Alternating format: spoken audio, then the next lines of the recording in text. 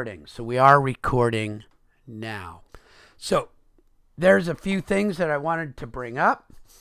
There's a video for you to review. This is our next person. He's a local person. He works at UC Davis. He's got his degree studying Sacramento and fair housing, and he's working specifically with a couple of neighborhoods with their local planning departments and planning groups, trying to come up with methods that actually work. And so when we hear from him, it'll be very pertinent because you guys can be asking some questions about, well, okay, when we have a project, how do we address these items specifically? He really does work on the higher end planning side and really looks at a lot of the data, but he's very, very interested in how do local planners actually use that big data. So here's a small little primer that doesn't really give too much, but you can look that through. I also want you to notice that there are some announcements that you should be paying attention to. Skill demo next week. I'm not sure. I know one person has signed up. I don't know if others have. But next week, rather than doing lecture and lab, the week is going to be devoted to doing the midterm. So you sign up for your midterm, your skill demo time, and that's really all we have going next week. All right, so there won't be any real lecture and lab, and then we get into doing survey. Okay, land planning is sort of like not done because we're still learning the tools of land planning, but we're going to get into survey proper itself. And after the first unit of survey, which is fairly simple, we're going to kind of bifurcate. We're going to kind of split up a little bit and focus on different parts of surveying depending on what your focus is in your educational career here. So skill demo is posted in the modules, and you can look it up right now. Okay, it's very simple. There's the directions. Here's the link to the sign up. Unless otherwise approved, you're going to have 1 hour. So if you need more than 1 hour and you have not gotten approval from me yet, be sure to do so. I know some people are struggling because they have, like, they're doing this on a Chromebook and VMware, and things are slow. So you let me know. You can practice one and let me know that it's going to take you maybe a little bit more time. You will get your own Google Meet given to you. You'll be in your own Google Meet. You'll present your work. I'll watch you doing it. I won't watch. I'll be recording 4 of you at a time. There will be 4 Google Meets up on my screen that I'll be recording, and you just work. You'll have your own specifics. You'll each have a different lot or number of subdivisions on the lot to do. What I suggest is you go into the surveyors, the Sac County Parcel Assessors lot area, and I've got a list of the lots somewhere. There's just a whole mess of lots that are very similar to the one that we're working with. Just pick one and bang it out. Look at what's going to be required and bang it out. Do it and get good at it. And then in your 1 hour, you should be able to do it quite well because you've done very similar ones. So let's look and see what the requirements are. Open your CAD program, whatever it is you happen to be using. Log into your assigned Google Meet, okay, and also log into the parcel viewer. So once you have these up and open and running, at the right time, log into your Google Meet, share your screen so that I can see your CAD program. I want to record what you do in CAD. then read the chat line. Okay, as soon as I see that you're logged in, I'll post your parcel basically. Okay, the address of the lot on the chat line, and you'll get going. Do the work, and when you're done, save it, plot each of the requirements that I've given you to PDF, and then stop sharing your screen. Log out of Google Meet, and now this part, from here on down, is not part of the 1 hour. Okay? You know, you can work for an hour and then go ahead and save your work and do your plotting and stop sharing your screen and log out and all that kind of stuff. Okay? Your 1 hour is essentially do the work. So what are you supposed to do? Look up the parcel so that you know what it is. Okay, this is very simple. Write down the lot area, the zoning, current total living area, and effective year. That should literally take you 30 seconds, 30 seconds, 30 seconds, 30 seconds. Let's say you get a minute for each one. 5 minutes, and you have 1 point. Okay? Now, I want those on a sheet. So, in your CAD sheet, because you're going to plot this to PDF and give it to me. Okay? And then using your CAD program. Now, here's a lot of work. Much more work for this 1 point. Draw an existing plot plan for the site. Okay? Very similar to what you've done. And you can either include the assessor's property description, or no, you're supposed to include the assessor's property description or annotate the property lines. Either or. One or the other or both. Okay? Uh-huh.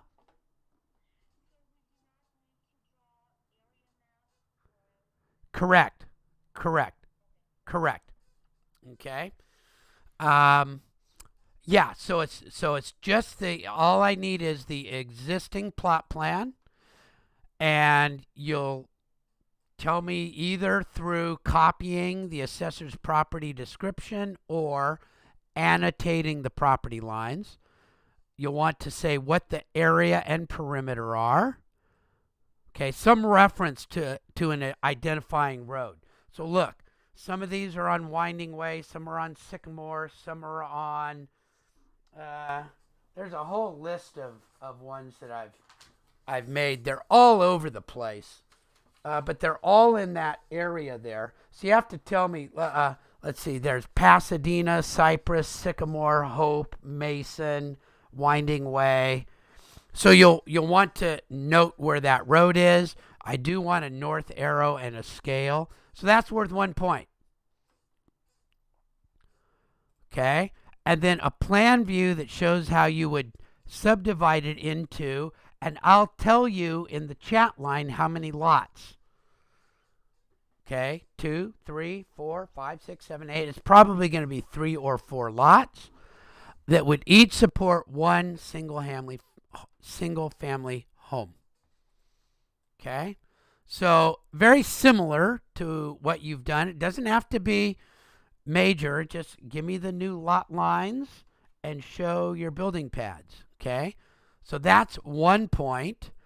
And so as part of that, you get a whole new point for calculating the building pad size. And you're going to base it on a home to sell at median. Okay? So you're going to have to locate the area median price and figure out for at $150 per square foot, how big is my pad going to be? Now that's something you should be familiar with doing because that's what we did in this one. Okay?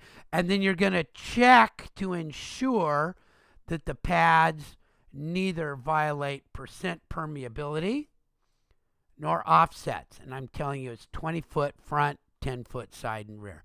So it's essentially a very small part of what you've done in your land planning docs.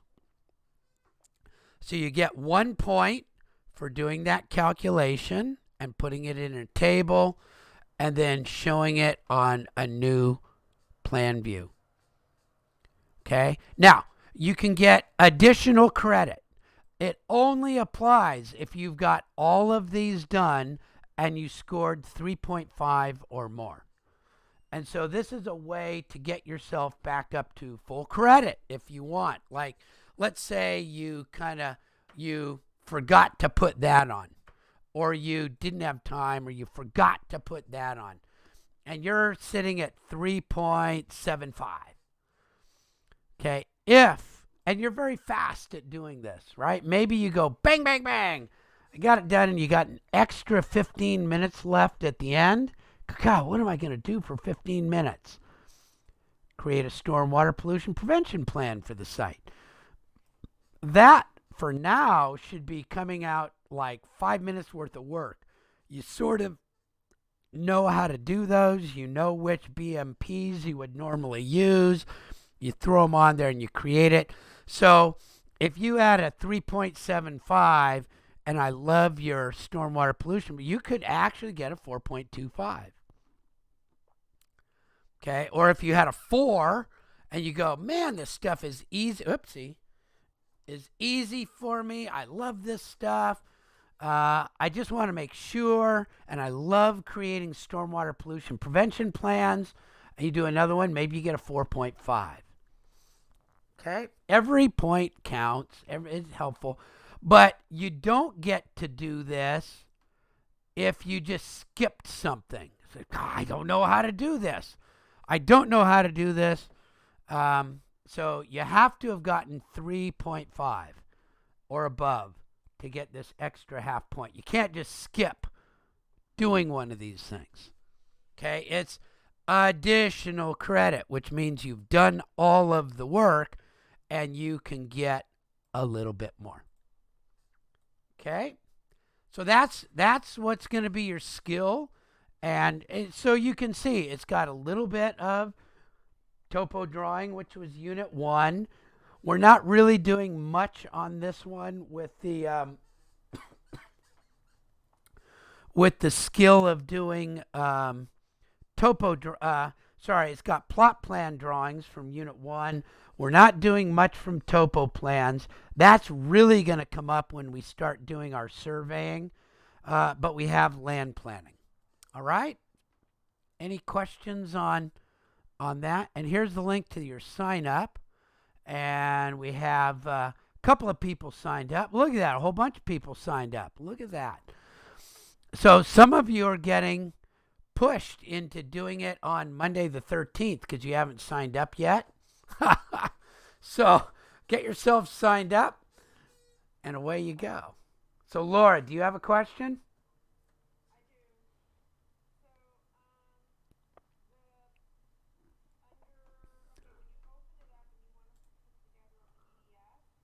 Yep.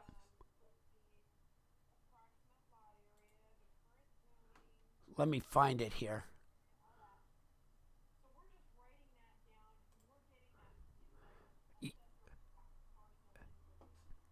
Correct.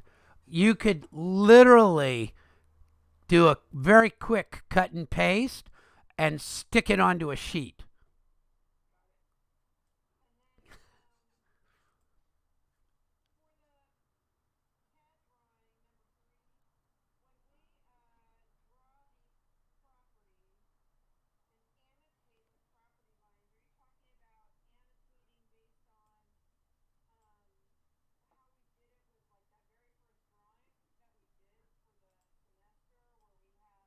No, literally it's just putting the text on that says 115 feet north, 3 degrees, 5 minutes west. That's it.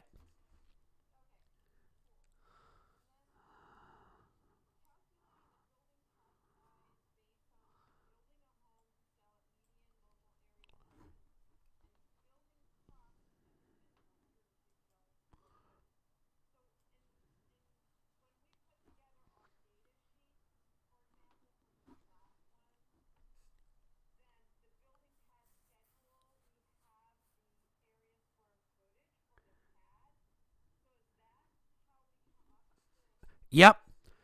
Yeah. And it works it just a little bit backwards. What you'll do is you'll look up the median local area price, and it's really interesting. Man, they are shooting up. But you'll find out whether it's Arden Arcade or Carmichael or North Highlands or whatever. Let's say we pick North Highlands. Okay, and we go median home price, North Highlands,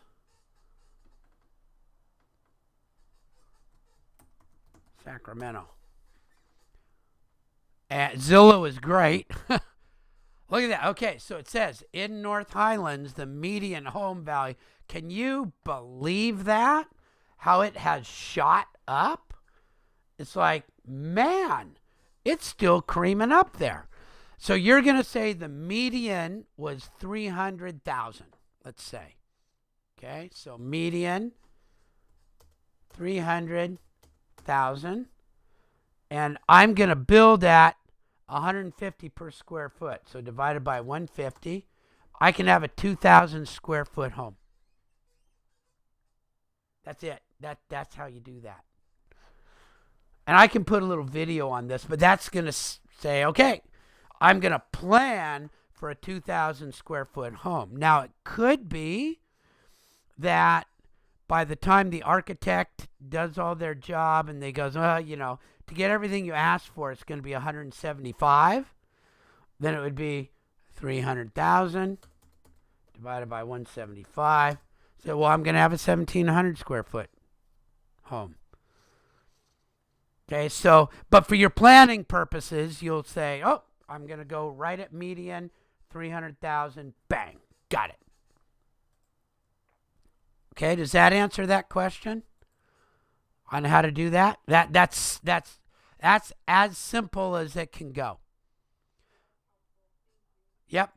And then, of course, you're going to have to draw your setbacks and make sure that this pad that you just calculated fits. Right? I mean, that's just your double check. Okay, I just calculated it. Now, does it fit in the area that I drew up above right here? Okay? So, and I can do an example one of these for you to help you out. And then you guys can just practice on a whole bunch of I'll tell you, if you look at the assessor's map and find something that's sort of the same size as the one we're doing, you'll probably practice one of the ones that I've got, because there's only about 10 or 15 of them around that have the same general shape and size. And there's 10 or 15 of you, and so you might have even practiced the one, if you practice them all, the one that I've given you. So practice makes better. And I know that's all. By the way, I've been looking at your submittals that you guys have been practicing on the discussion board. And there's a few of those that just look excellent. So you guys go into there and you go, I don't know what's going on. Just look and see. Some of the ones that have been sort of, they've got 2 or 3 or 4 sheets. They look great. Really, really good. So I'm not too concerned that you're going to do good work because you have good things to look at and copy from. Or not copy from, pattern your work after. Doesn't that sound better than copying? You're going to pattern your work. Okay, so that's, anybody else have a question on that? Okay, so let's see. That was that announcement. Let's see if there's any others that I need. Skill demo, know how to present, additional info. I think I've gone through these. We're in good shape. So get in there and sign up. Some of you will be doing your work on Monday. Not on Monday, on Tuesday. Which is fine. And you can practice. We've got my office hours today, my office hours on Friday, and my office hours on Monday to answer any questions that you might have. Okay. Uh-huh.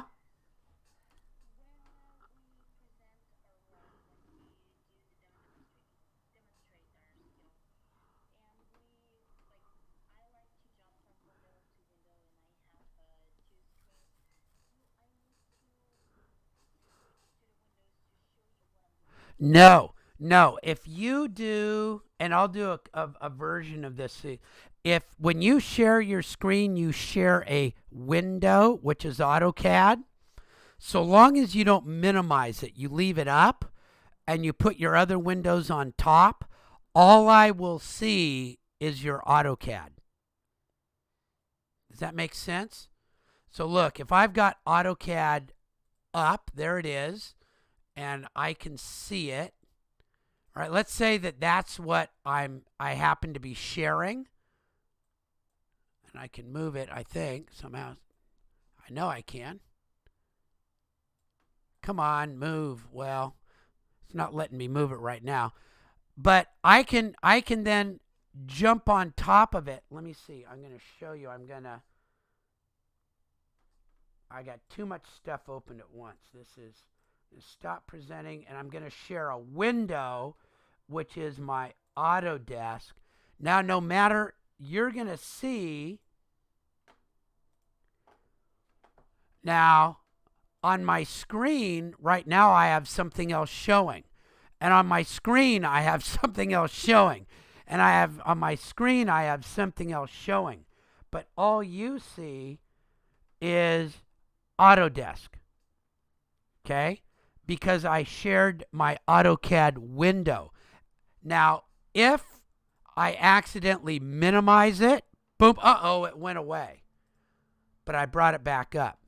So you just need to have your Autodesk up. You can cover it up with all the windows you want, and I will only see the Autodesk or Dynascape or Revit or Vectorworks or SketchUp or whatever you happen to be working in. Okay? So it's literally when you do your presenting, you're going to present a window. Okay? Now, for you guys, I present my entire screen because I want you to see lots of different things. Okay. I'm going to answer Ranulfo's question. Is it open book? I think it says in the modules, it does say. So let me go to the modules and come down to here. It does say yes. Open book, open notes, open computer, open brain. You do have to have your brain open and working. Yours only. Okay, and I got it, man. You guys can be on Discord. You can be doing tons of stuff, working with each other that I will never see. Okay? However, I'm expecting you as professionals not to do that. This must clearly demonstrate your own skill level. So these are the things that are authorized assistance. You can ask questions of me only. Okay, you got that? You may ask only the instructor questions on the chat. Now, beforehand, you guys can ask each other whatever you want. As a matter of fact, I would suggest getting onto Discord or a Google Meet and doing some of these together and going, okay, I'm going to demo my screen. What do you guys think? What do I do? You guys can always practice these together, and I would suggest doing that. But during the Google Meet where you're on with me, ask questions only the instructor via the chat line. You may use Google to look up information that's pertinent to the problem or to refresh your memory on how to do something. And by Google, I mean it's your Google Drive, Google Search, YouTube, whatever you want. You can do that. Okay? Does that help, Renolfo? Did that answer the question properly? Enough for you? Yeah, and you can use, so Wasan asks, what can you use? You can use Revit. You can use AutoCAD. You can use Dynascape. You can use Vectorworks. You can use SketchUp for this one. Really, you can do all of these in SketchUp if you felt like it.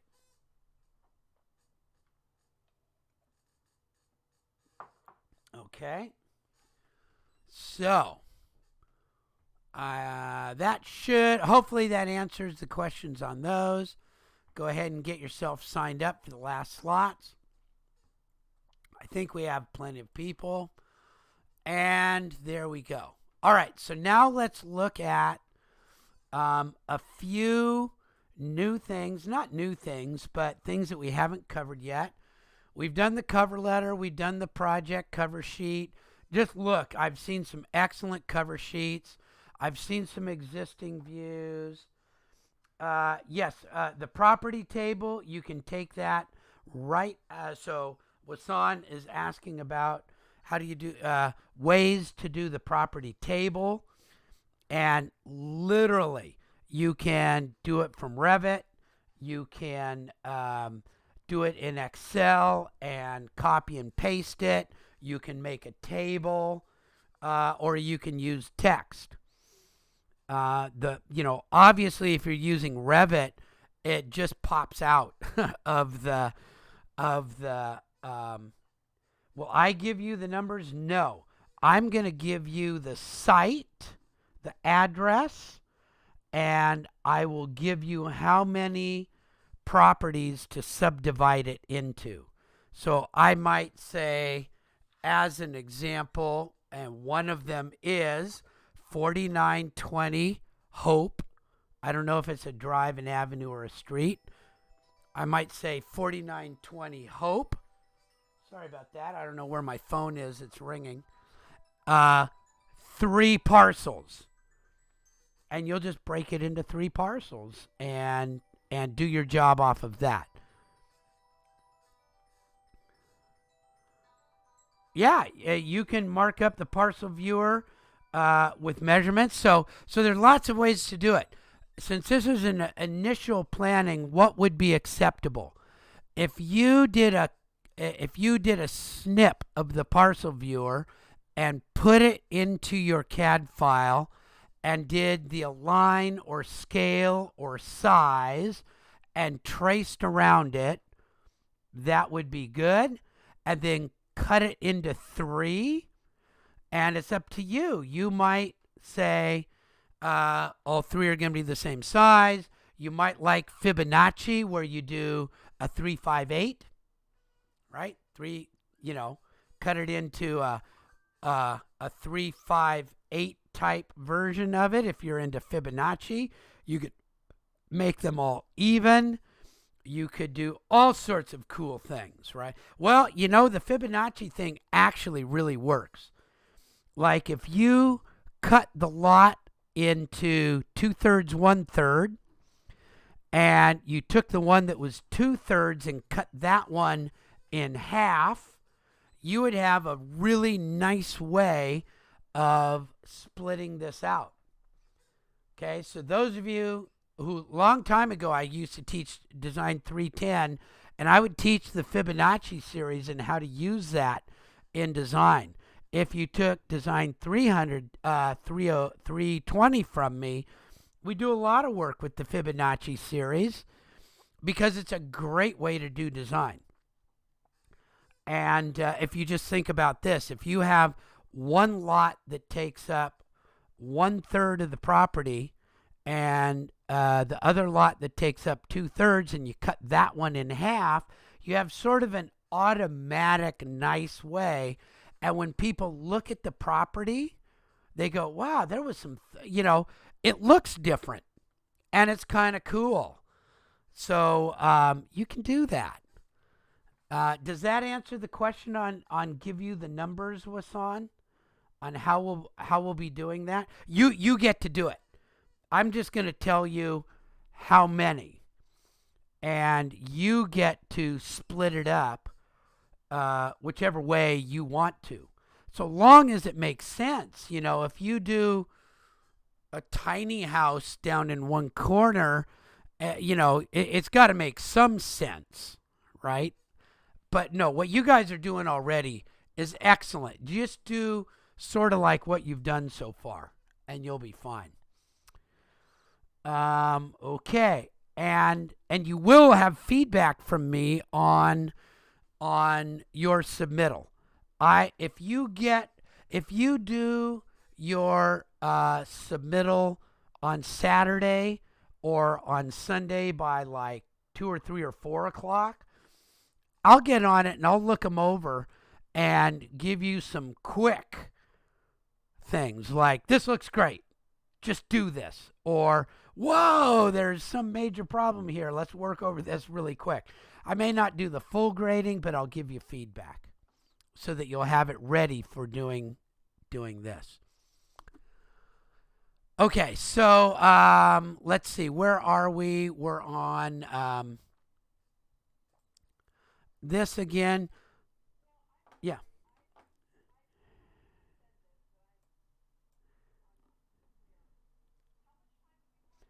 One hour. You have an hour. Whoa, come on. It's like I said, most of this is just like bing. Okay, so let's take a look at it again. 5 minutes, 1 point. Okay, 5 minutes, 1 point. 5 minutes. You should have an Excel spreadsheet already set up that does this. 5 minutes, 1 point. Okay. How long is it going to take you to make that plot plan? 10 minutes? So let's say it's 20 minutes. 1 point. 20 minutes. Oops. Once you've got this one done, let's say you take half an hour for that one. This one, okay, should take 5 minutes after you've done this one. So, yeah, it's 1 hour. If you're kind of slow, you might get a 3.5 or a 3. If you're pretty fast, you just kind of whip this out. And that's why I would say practice. Practice. Go practice, right? And get good. And have things set up for yourself already.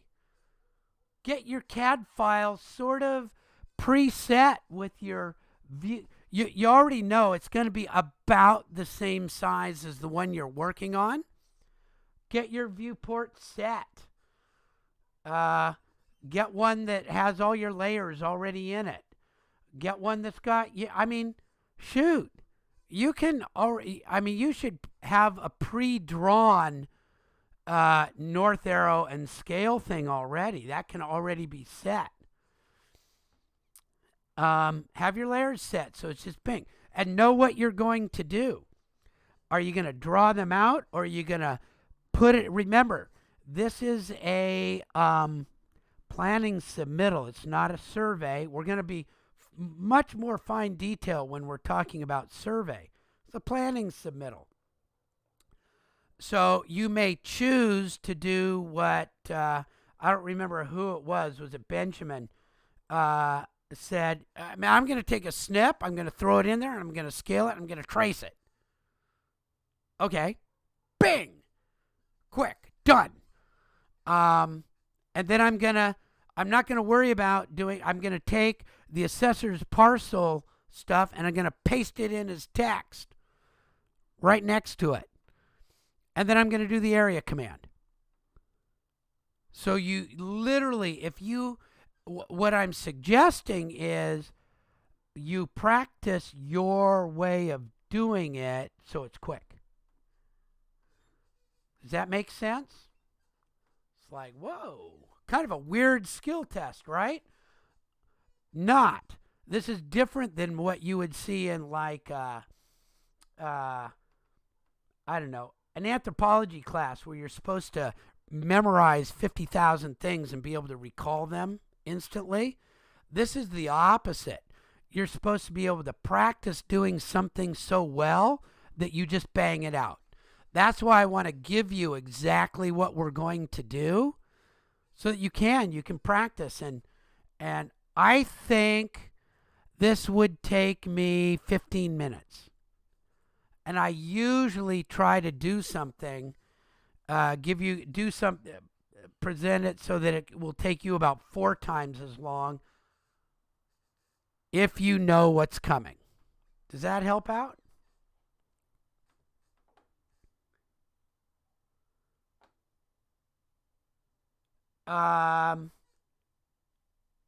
Yeah, so like the Wildman property one where you just traced it. Yeah, you can just pop it in there, trace it really quick, and you've got it. Import it from Excel. Well, you're not going to have an Excel import for this or a CVS on this for the property lines. So in this case, that won't work because you're just going to have a parcel viewer map. Okay? Unless you want to go and draw all these ahead of time. If there's something you could do, if you really wanted to be quick, you could go draw every property that's around there and hope that you've got it and just go, hey, I drew it. Bink, here. If you want to do that, you could. Yeah, go ahead.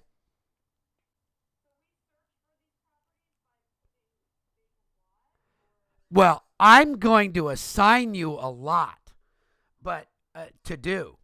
Okay, but I'm going to tell you they're all real lots on the assessor's map, and they're all nearby. And so if you wanted to sort of kind of like guess and get ahead, you could start doing them. And I've even given you the streets.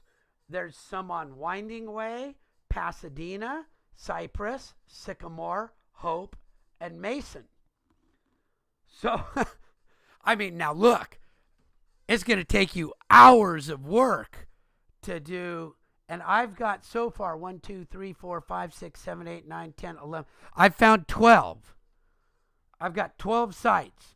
And that's 12 sites that I can either make 2, 3, 4, or 5 lots.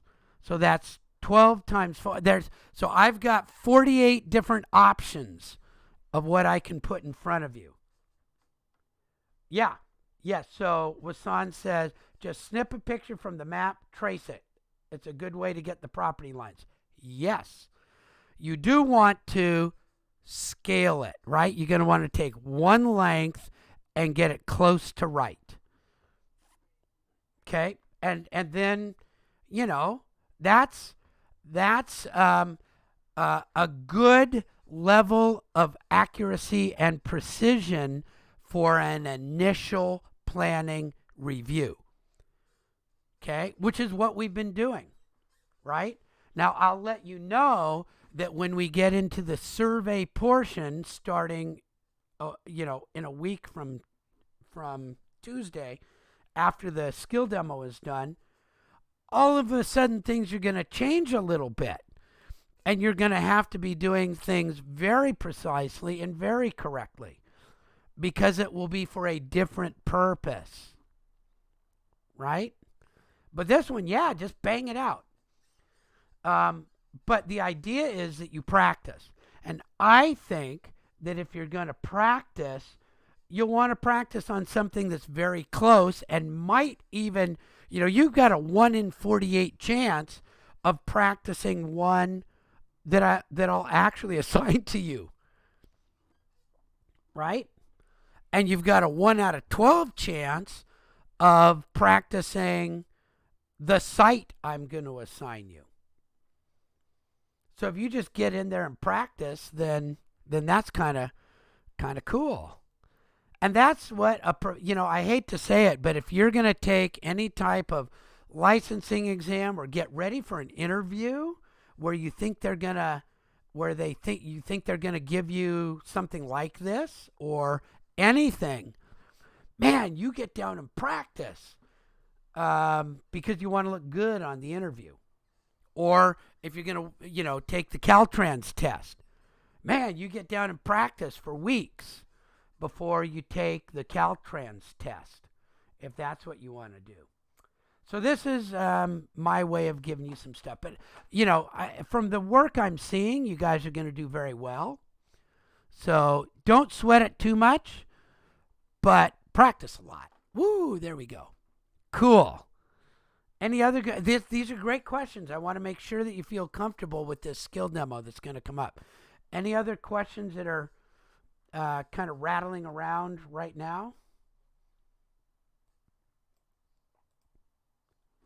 Okay, so let's go on to a few more things. Fair housing. Okay. Well, let me do first the CalGreen one, because I haven't done that one yet. Okay. I've done an explanation video for it, but I want to show you. I've made a minor change to the template, and I want you to really pay attention to the fact that I'm going to ask you for supporting documents. So what would those look like? So if you go there, here's the letter, and I've made a little change to make it clear that we are going to follow the CalGreen residential checklist. And after a little bit of looking around, I came upon the AIA site, American Institute of Architects or something like that. And you can get their checklist. And they have updated it. I thought it was still from 2014. That's how old I am on this. They have a 2019 checklist. Okay. And they've got it in many formats. And one cool format is they've got it as, look at that. They have it as a sheet that you can put right into your, this is a great template, because then you can just, yes or not applicable, and you can just fill this right out. And so you can actually add this sheet into your submittal. And if you want to, you can say yes or not applicable or whatever. Okay, and this is very professional to have a sheet like this. And you can say, okay, that's cool. We're going to do all this cool stuff. And this would be an attachment. Now, do you have to fill all this out? No. If you want to, you could. And you could think it through and have it sort of filled out. But this would be an attachment, a supporting document. Okay? And this is for residential. And what I've said on the CalGreen is, in addition to the residential, we've identified a large number from the non-residential. And so there's another checklist that you might want to look at and just see what applies. And you can download that and see. And so you might say that we're going to do waste diversion. Okay. Some of this matches up with what they're doing on the other one. But this short-term bike parking, that's actually a cool thing to add into a small residential community like this. Wouldn't it be nice if there was a place where people that come and visit could put a bike in a locker that's protected if they're going to come visit, or even long-term. So they've got a lot of things that you could do. Now realize that designated parking for clean air vehicles. Wouldn't you groove on driving up to a small residential area and having a place that people could plug their car into? And yeah, it's going to cost everybody in that development $25 a month to pay for that electricity that goes to it and things like that. So these could be cool. Yeah. And so this is like, remember that Douglas Adams talked about private-public partnerships for the development of the infrastructure. Okay, this would be a private partnership that says we're going to start building out areas for people to be able to do this. And you could give people a QR code that says, okay, only our friends can do this, so that we don't have scuzz buckets from the neighborhood coming and stealing our electricity or whatever, right? So I mean, you can so the level of cooperation with the neighborhood can be a lot or a little. The idea that you're going to cooperate with the neighborhood is really kind of cool. So now, yeah?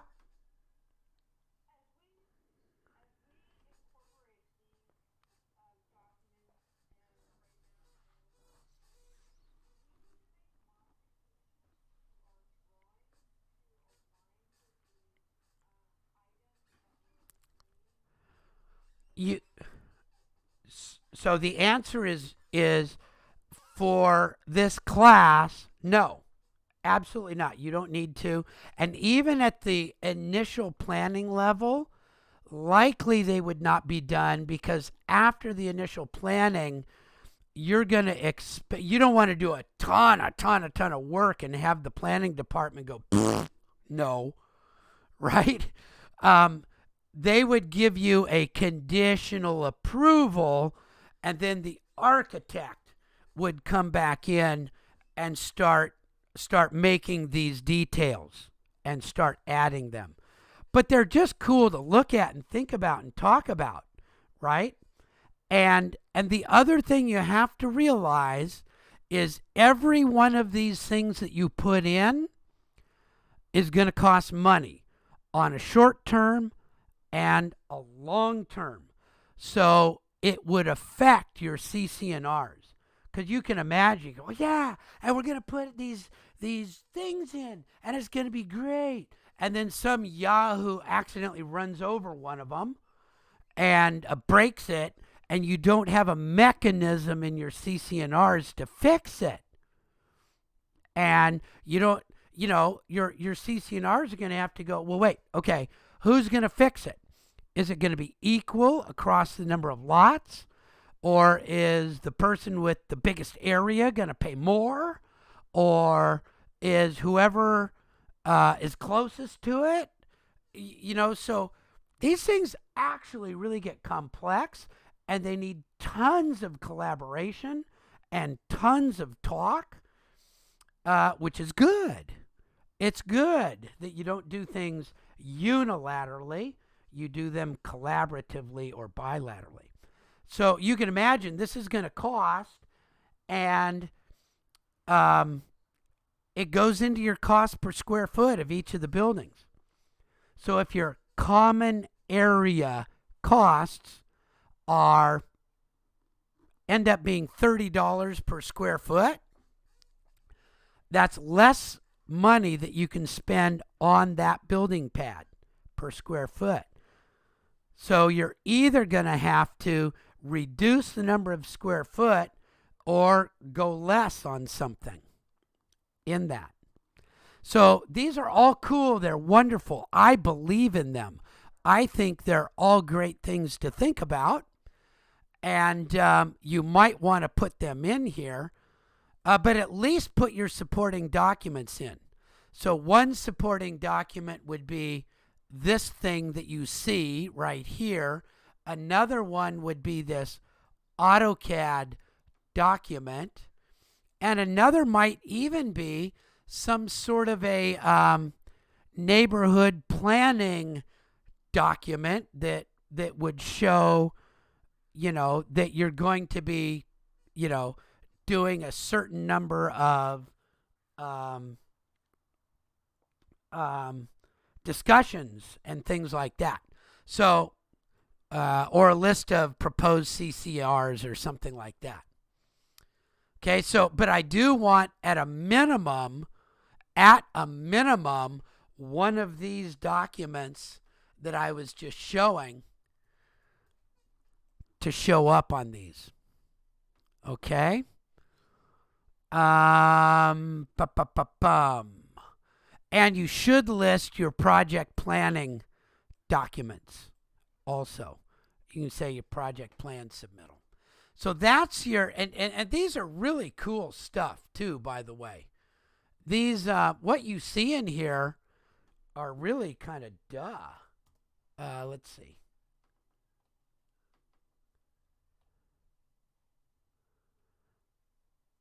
Well, there it is. Accessible EV, multiple EV, single EV. But these are sort of on the lot, and I'm talking about ones that are for the neighborhood. Okay?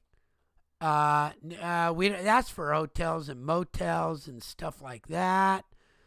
Low rise and high rise, mixed occupancy, planning and design, stormwater drainage during construction, grading and paving. Many of these are the same. But you see, it's not got a lot compared to what's in the other one. There's a lot less. Water efficiency, faucets, waste management plan. So there's a bunch of stuff, but it's really weak compared to outdoor water use. That's a good one. Environmental quality, agri-fiber, composite wood. So it's got stuff, but it's weak in comparison. Okay.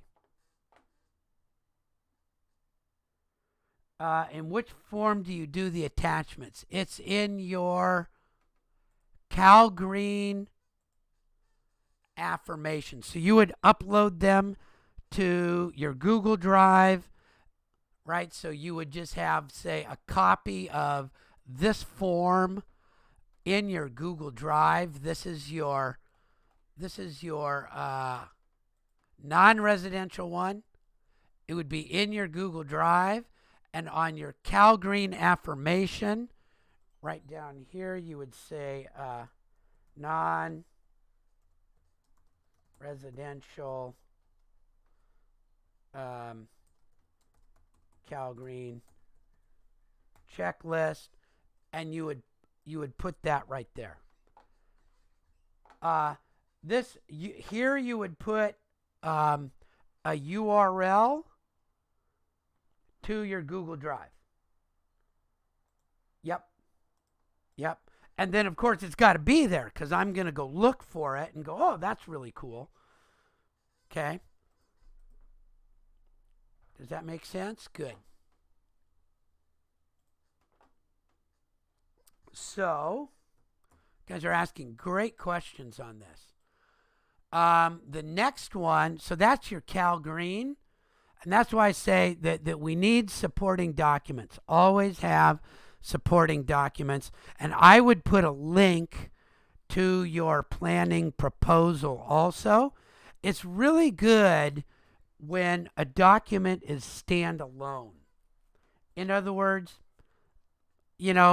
some wonk. Yes, so the residential list. So the one, Laura found a residential list that she liked from CalGreen. That one works just fine. So somebody's going to get this CalGreen one, and they may not have access to the planning system and all the documents. So you want whoever gets this letter, this CalGreen letter, to have access to everything. That's what's meant by a standalone document. So having on this document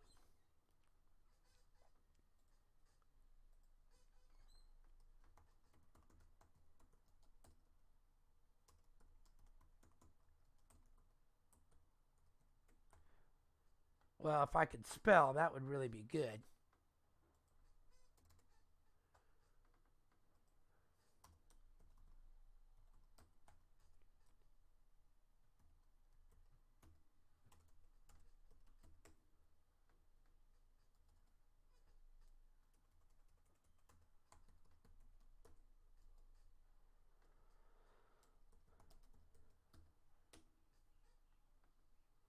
we'll just call them the project proposal plans.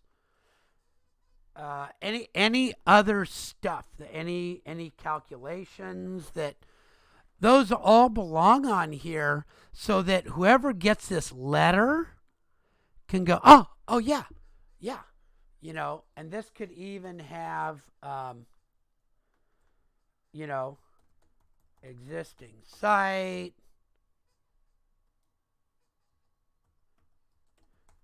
or it can go like this.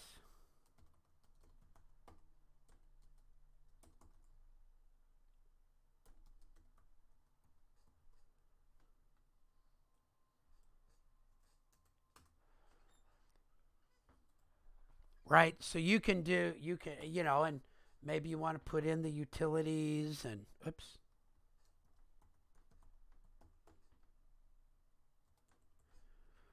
And then you would put links to those in there so that whoever gets this has ready access to the rest of it, rather than go, okay, I got to get into this site and that site and look here and look there. You want everybody to be able to get everything from one spot. Does that make sense?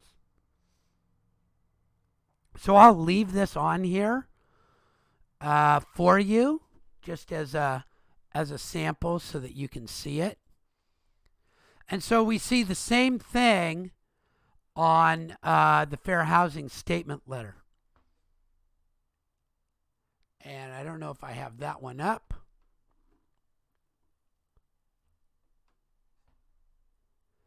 So here, you need something, if you put this in here, ability to provide home ownership to disproportionately impacted groups, you would want to put some quick calculation memo document that shows that, right?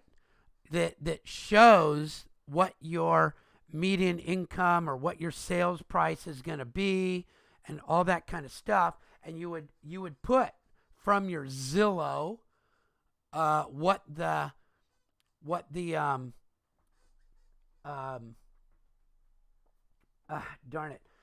median income is, what 75%, or not the median income, the median sales price, what your sales price is going to be, show that it's 75% or less. You would put a list of CC&Rs. So you would put something together here that supports that down here. Okay, or you would have to list it on here. Okay, so this one's a little bit harder because you have to find that.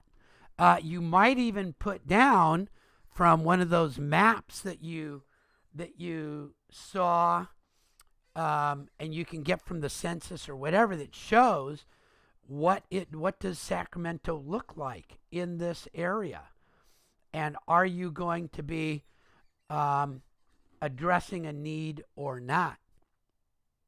And you can look at what is the percentage of home ownership in this area as a percent of the parcels, and see if we're helping or hindering and things like that.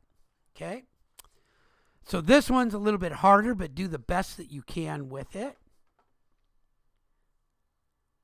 And those were, and then I want you to also address a list of basic needs. So somewhere in here,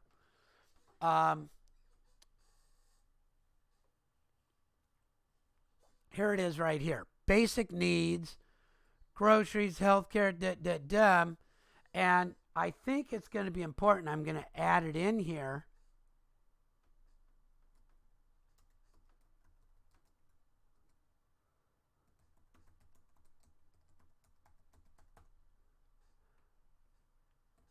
Okay, so now that's something really to look at.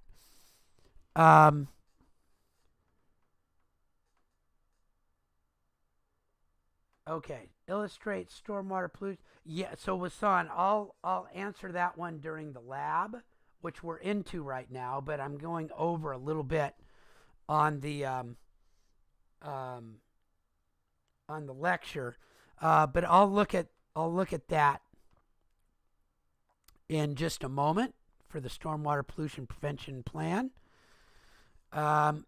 So internet connectivity has been, for like the last 5 to 10 years, included in the basic needs pyramid. You know, it used to be at the bottom of the pyramid, the foundation, the base. There was food and shelter. And then there was access to transportation and education.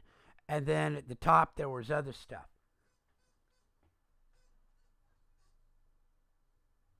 So Laura says she used the 7 requirements of construction from Fair Housing. Yes, that would be, and you would include the document that you got that from as your supporting document. So, Laura, do you want to go ahead and do you have that document available that you can share really quickly? Okay, so let me stop presenting. Laura is going to do a quick present on her screen from a document that she found from the Fair Housing Act that shows what are some of the requirements of construction. So that's one of them, but I don't believe... Okay, so go ahead and pop that up.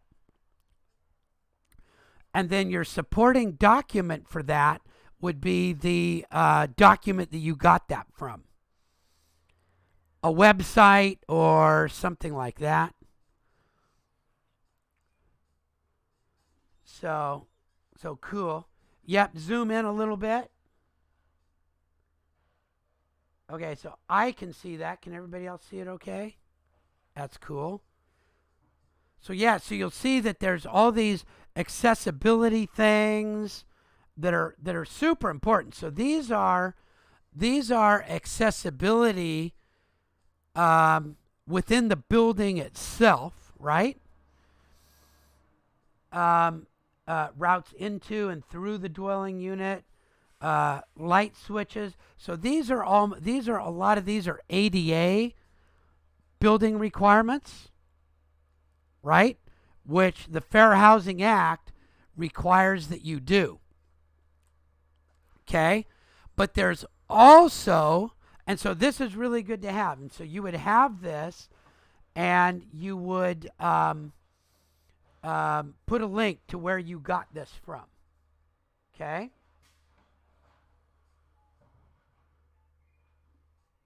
Yep. Yeah. So it's not, unfortunately or fortunately or unfortunately, there is no one document that goes, okay, this is what you have to do. There's hundreds of documents, and that's why it's important to be well read.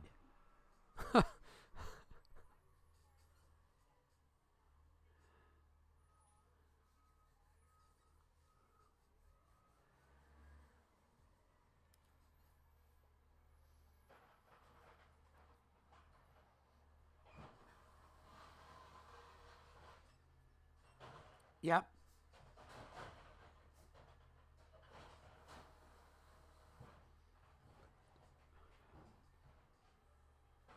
Right.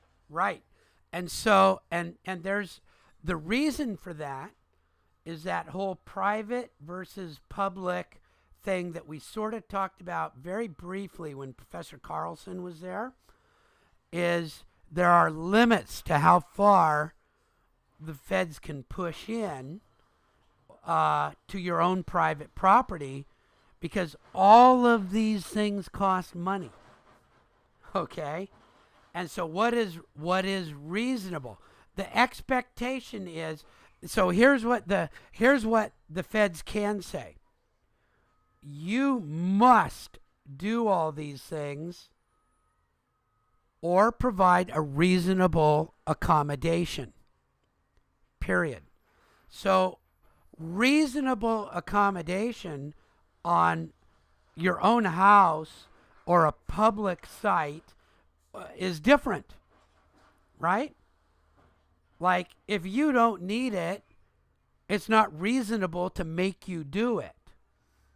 However, if you're going to say, I've got this residence and blah, blah, blah, and I'm going to make it for seniors, then all of a sudden it's reasonable to think that somebody would need some of these things.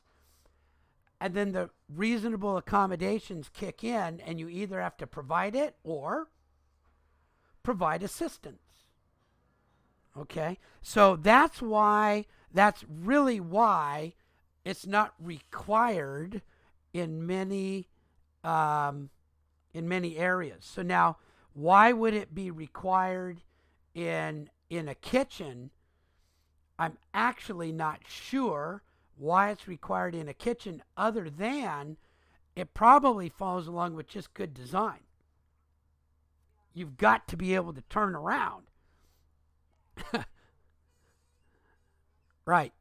So these things are all kind of interesting of where that line goes. So I've got a very good friend who died of Lou Gehrig's disease, and when she was first diagnosed, she was one of my judo buddies, and when she was first diagnosed, of course, she could still move around, so they put in ramps in her house and this and that and the other thing. But as her disease progressed, reasonable accommodation changed drastically. And so I was I was actually part of her caregiving group, and so I was able to see firsthand how that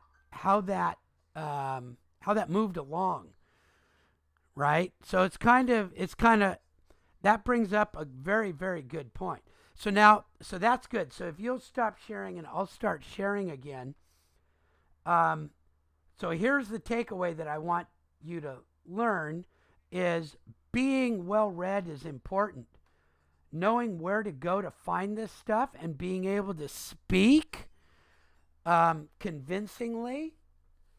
Man, I tell you, the very first job I got out of college was as a full-time temporary engineer to work on a proposal for equipment that would cut piping inside of a nuclear reactor. And so I was working away on this stuff, and I was doing drawings and designs and putting together plans and proposals. And General Electric was coming out. We were a $1 million a year company. And this project was going to be $10 million in 1 year. So you don't think this was important to us, right? And so GE was coming out, and they were going to watch us do the presentation. I was working furiously on it. And the day of the presentation, my boss, Lawson Null, he was a phenomenally good engineer, comes into my office, and he hands me a piece of paper, and he says, I've got laryngitis. I can't talk. You're giving the presentation. And I was like, whoa. And I mean, here I am with all these bigwigs, and I'm 3 months out of school, right? And I'm giving this presentation, and they're talking about jet pump risers and heat exchangers and all this kind of stuff. Well, I had spent the last 3 months reading. Every time there was a term I didn't know, what the heck is a jet pump riser? I went and read the manuals and found out what a jet pump riser is and what are these heat exchangers they're talking about. And I figured out I was actually able to do the presentation. Lawson told me, okay, I'm there. I'm your backup. I'll feed you information. And they know that you're, like the next step above lowly intern. You're the temporary full-time engineer that's just kind of working as a grunt. And we nailed it. We got that contract. And of course, I got a big raise in a full-time permanent position. So that was really cool. So the takeaway is be well read, right? Fair Housing Act, go read it. ADA, go read it. Find this stuff out. So now another thing that has become interesting is internet connectivity is considered now a basic need.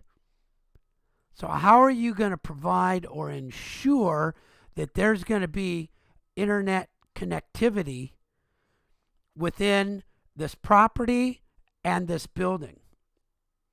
Are you going to fiber optic it? Are you going to put in dedicated data channels in here? I mean, because Wi-Fi stinks. How are you going to do this? And again, it's going to cost money, so it's going to make it hard to do. These are all cool things, okay?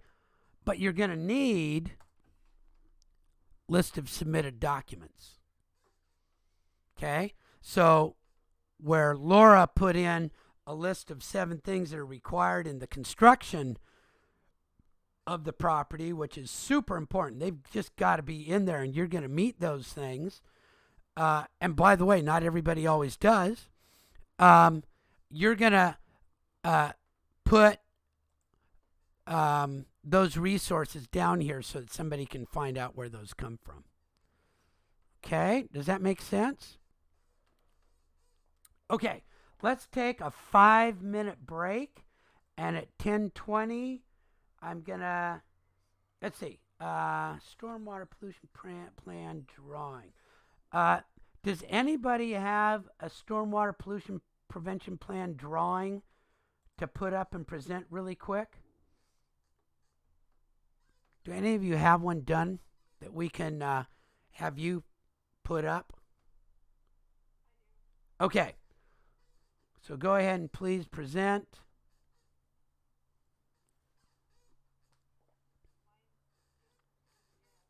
That's okay.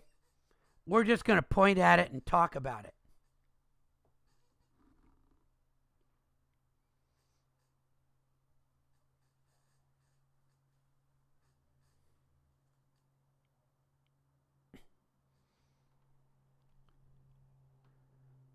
Okay. So cool.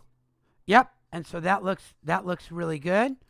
So what you'll see is basically it's a copy of the existing site plan.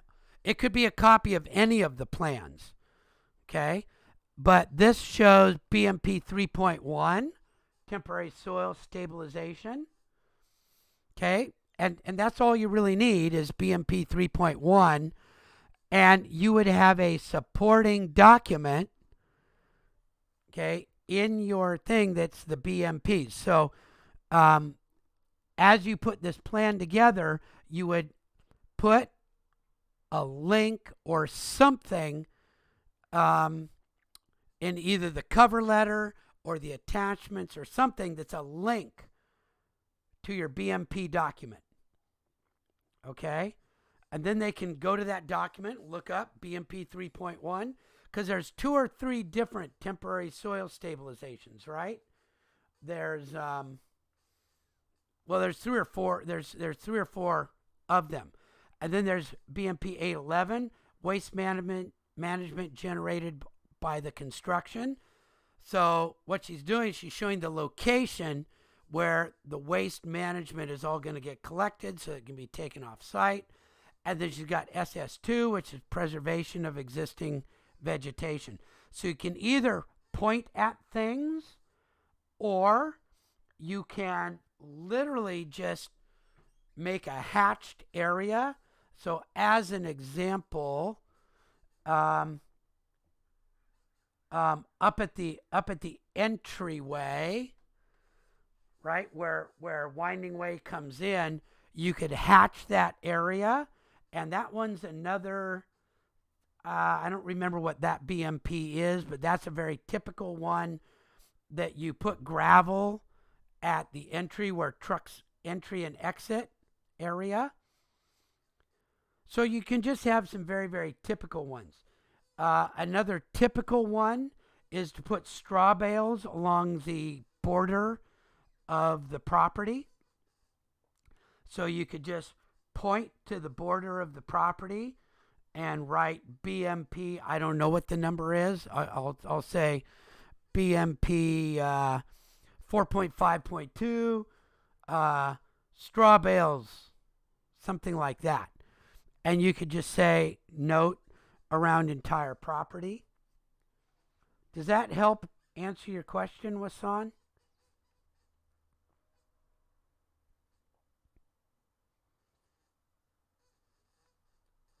Okay, so that's cool. So Laura, if you would stop doing it, and Benjamin, show us how you did the bales. Are you able to share it? It's okay if it's not done yet. Just some. Do you have just some quick view of it that you can just throw on there so that we can? It's always good to see different ones. And then while you guys are doing that, I'm going to look through the discussions and see if there was one.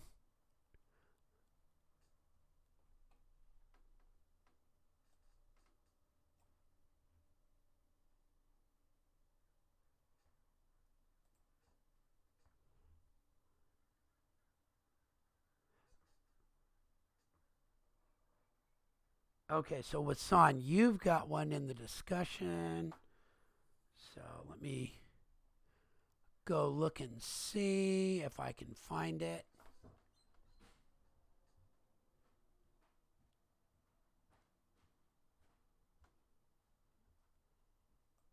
These discussions are they're just so.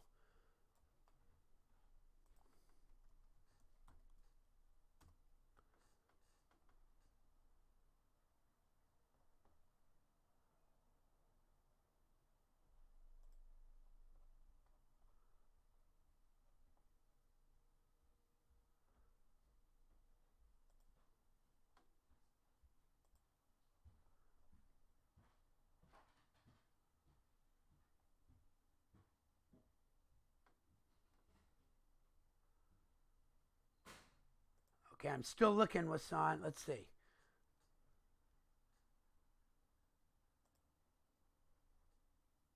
Let's see. Is it in the one that you did yesterday?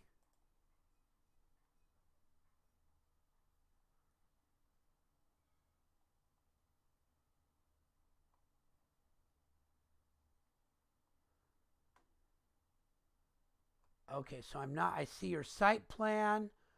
I see your demolition plan and the new construction plan. The last one. Okay, so I see those. Let's see.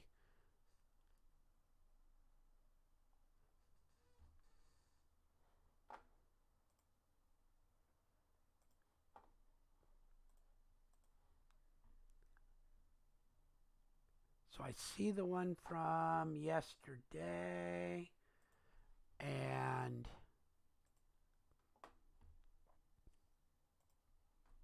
is it this one?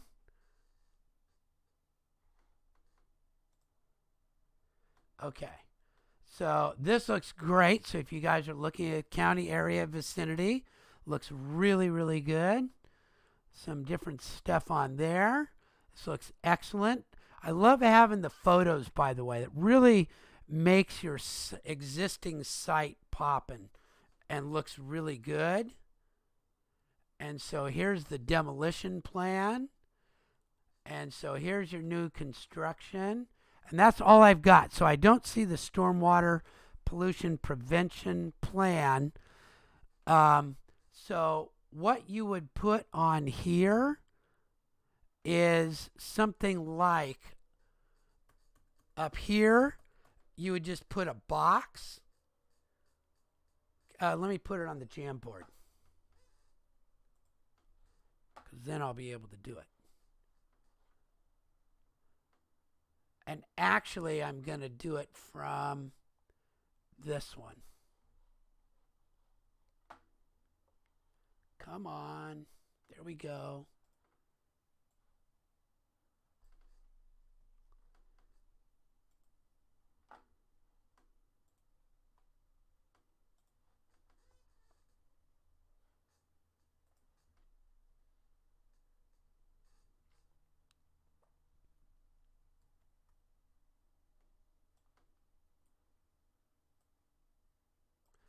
Okay, and so if somebody can look up the BMP really quickly for me, what's the BMP number for the entry and exit from the site, where you gravel it up and make sure that you do entry and exit from the site?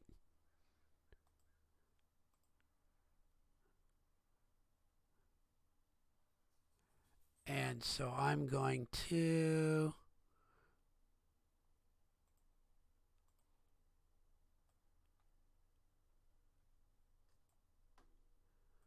so you would just hatch that area.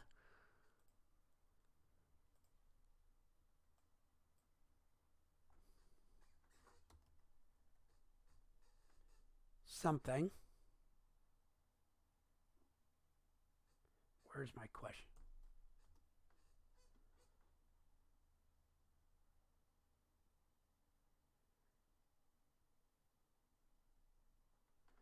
Yeah, so this is just going to be where you say,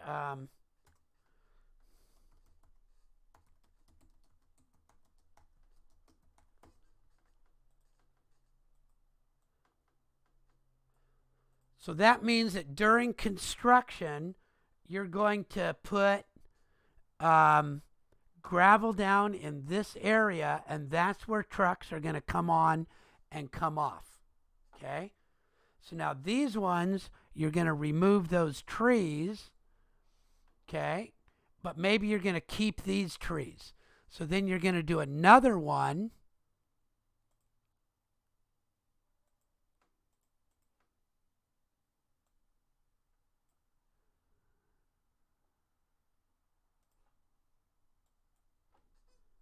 BMP something that says preserve vegetation. So that's a second one. So this one is saying during construction, you're going to let people on and off the site right here. BMP 1.01, thank you.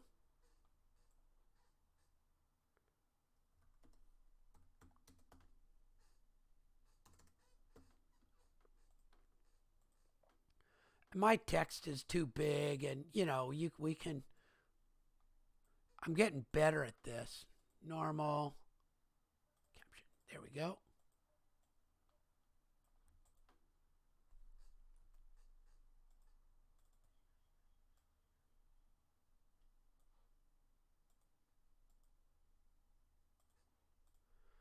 Okay, and so that one would have one.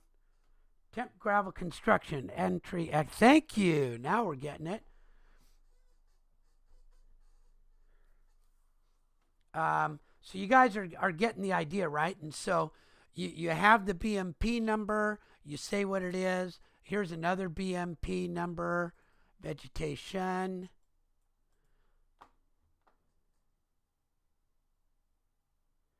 Okay, so you get to see my Jamboards if I remember to post them. uh, so if there's one that you want, I usually, if they're in a video, you'll see it inside the video.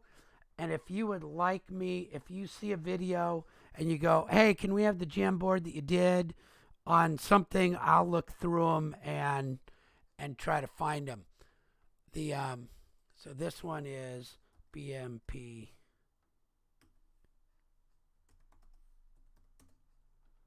BMP's for 350.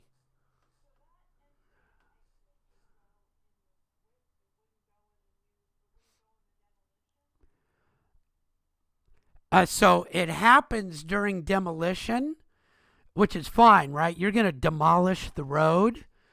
But this is an actual stormwater pollution prevention, which says keep the junk and the dirt and the stuff that gets on the wheels and everything from getting onto Winding Way by having an area that knocks it off.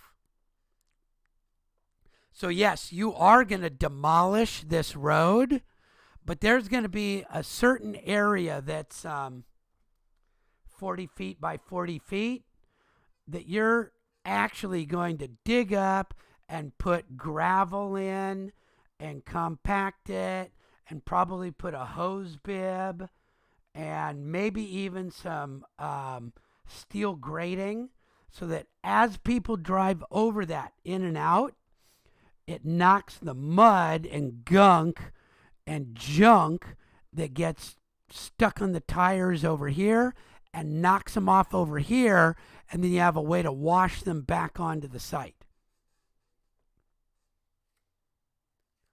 So your demolition can certainly call out to demolish this area because you're going to need to, but the person who's looking at stormwater pollution prevention also wants to see it specifically called out on the stormwater pollution prevention plan drawing. So this belongs on the demolition. This belongs on the demolition. This belongs on the demolition. This belongs on the demolition. I just brought these up to show how you would use one. So this goes away on a stormwater pollution prevention plan.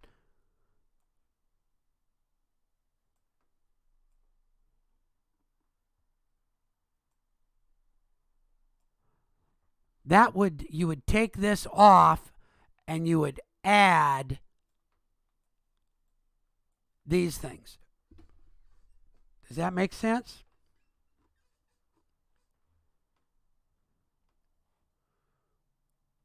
Okay.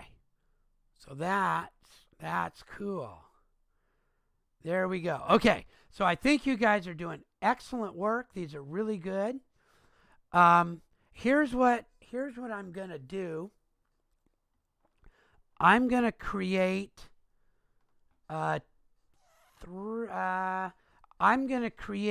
three Google Meets. I'm going to try out a cool new thing here. So I'm going to stop sharing. And I'm going to come up here.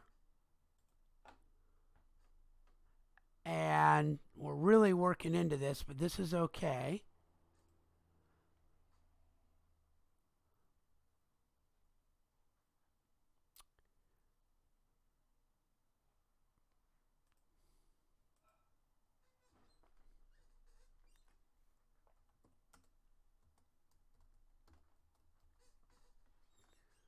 So I'm going to make a new Google Meet that's going to go from 10 to 11.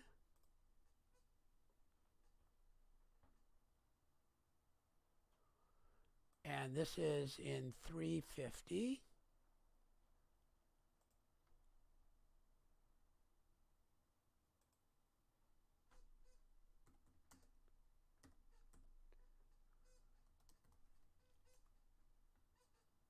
What did I call the other one?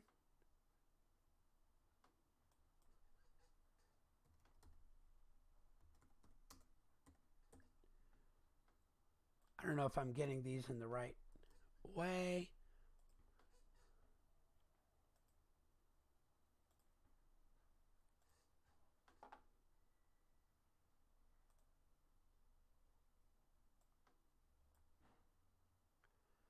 And one more.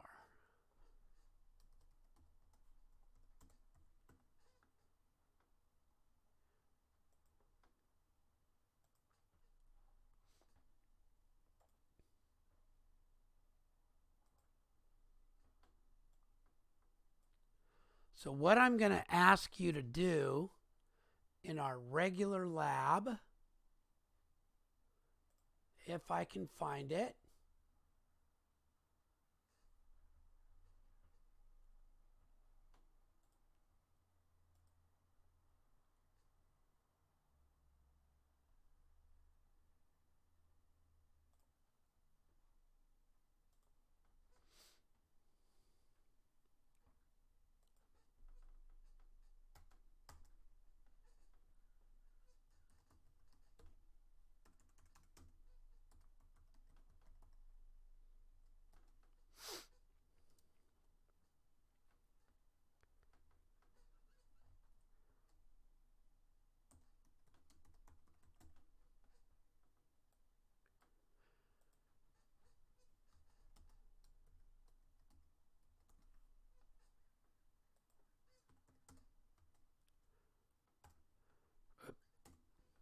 If you want to talk about CalGreen with your colleagues, go to Lab 1.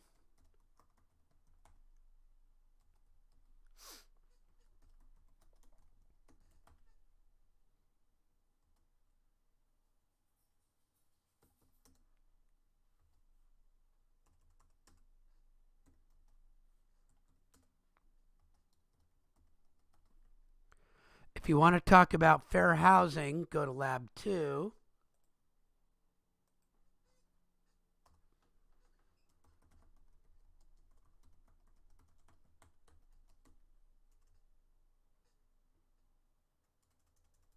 Sorry.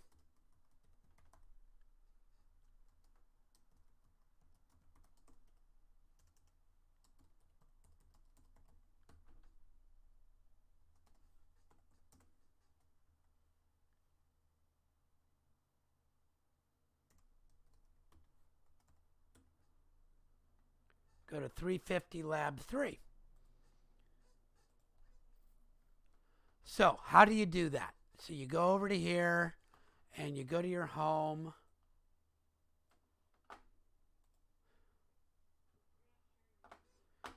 Okay, here we go.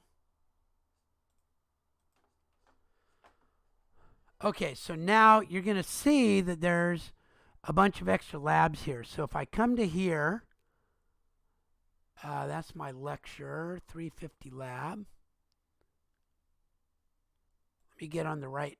That's today.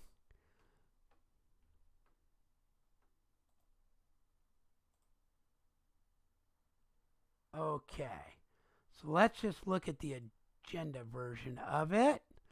So if you go into your wrong one again.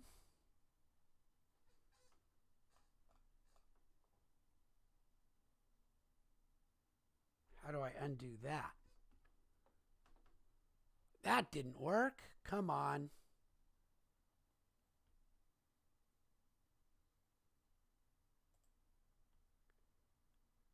Or did I just add that stuff?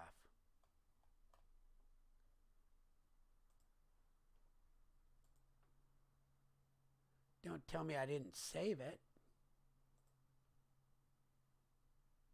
Oh, there they are. Okay, so if you want to talk about CalGreen with your compatriots, you'll go to Lab 1. If you want to talk about fair housing with your colleagues, you'll go to Lab 2. And if you want to do prep for the skill demo, you'll do Lab 3. So you can just go to whichever one you want. Okay, oops.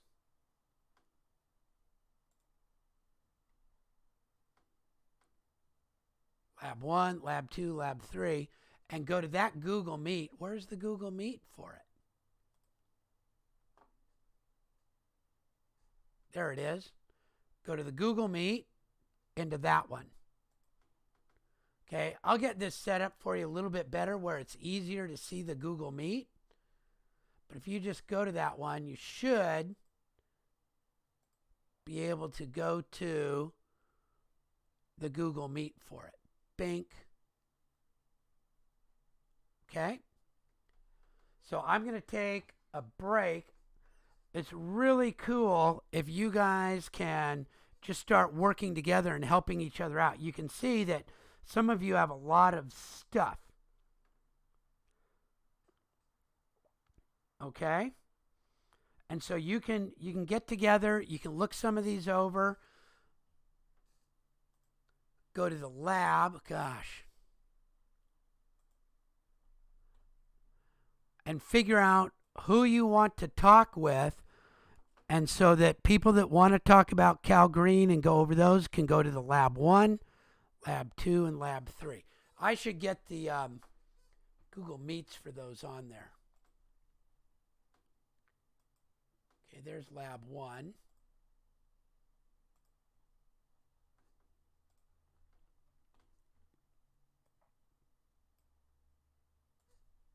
That'll make it easier because you can just go there.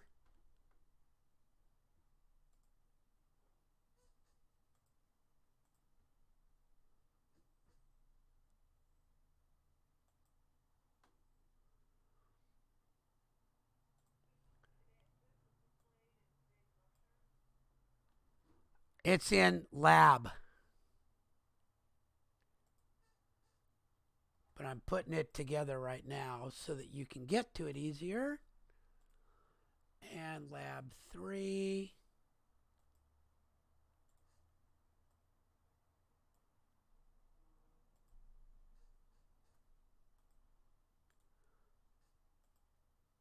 So if you go to the lab and go to the bottom, you can just click into whichever Google Meet you want to get to with your folks.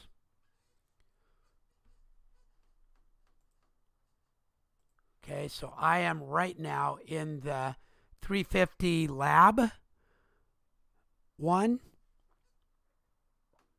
and I've made 3 breakouts so that you can talk about those and share with each other what's going on, because you might want to spend more time, and at 11 o'clock I start working with the Design 300 people. But this is a really good system. You hopefully have already gotten a way to work together a little bit. And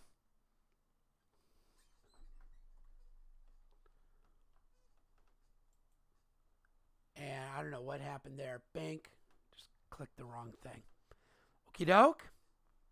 So I'm going to take about a 5-10 minute break. You guys can get together in a breakout, share your work, talk it over, see what's right, see what's wrong, see what's looking good, and get good ideas from each other, just like you would in lab. Okie doke? Cool. There you go. And I'll leave this one running for now. I'm going to turn off the record.